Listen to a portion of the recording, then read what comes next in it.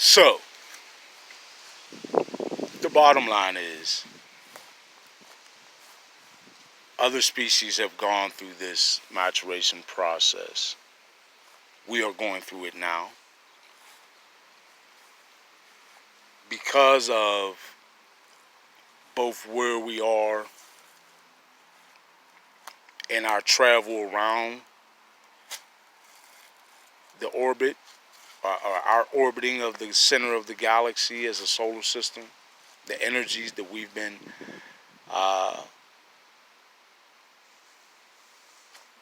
made to have exposure to, the way the planet itself is increasing its vibrational frequency resonance, the incredible energetic activity on the sun and what's being spewed out energetically to this planet,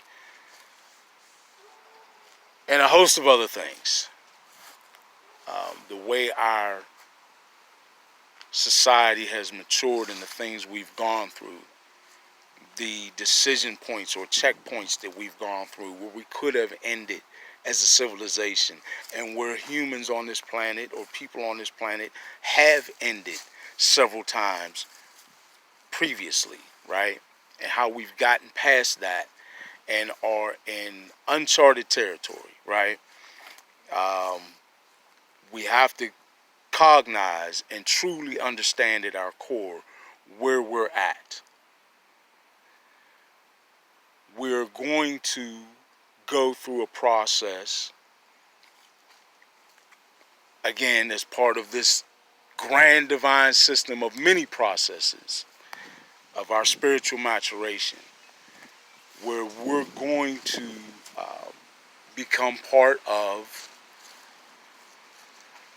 you might want to term, the galactic family, and start to be aware of and have a relationship with some of these other civilizations, these more mature civilizations, as we approach that level of spiritual maturation ourselves, right?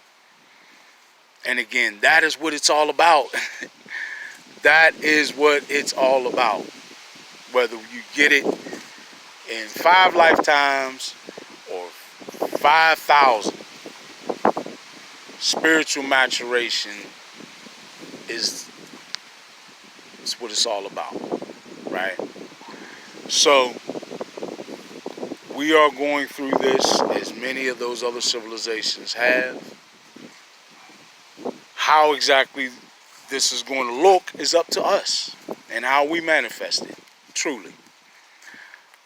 And then our interaction with those other species and or civilizations will be appropriate. And I thought it was important that I touch on that, given how limited, how very, very, very limited the U.S. intelligence agency's scope was. And I haven't even gone into any specifics in terms of how many different species and, that there may be civilizations that are here on the planet, that have come to the planet, that have already been on the planet,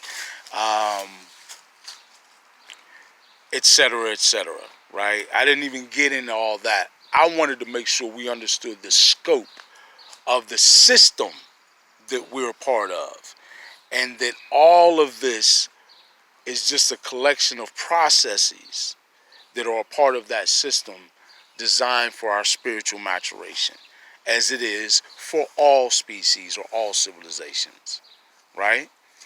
It's one big, grand, beautiful, divine system. And all those disciplines are bearing that out more and more, right? As we learn more and more, we learn how much we didn't know, which is the beauty of science itself, right? That's the basis of what science really is. Asking more questions to realize how many more questions there are to ask. Go forth and learn from cradle to the grave, right? And then beyond. Okay. Folks, we are truly part of a grand divine system. We are so much more than what we see when we look in the mirror, and what we see when we look in the mirror is beautiful, no matter what or who you are, right? Understand that you are an expression of our Creator's energy. How could, hold the phone. Slow down a second. Just stop. I don't want anybody feeling bad about who and what you are. You are all beautiful. Don't you dare ever think you're not. Huh? How can we have the audacity to think that we're not? You're going to question the Creator's expression?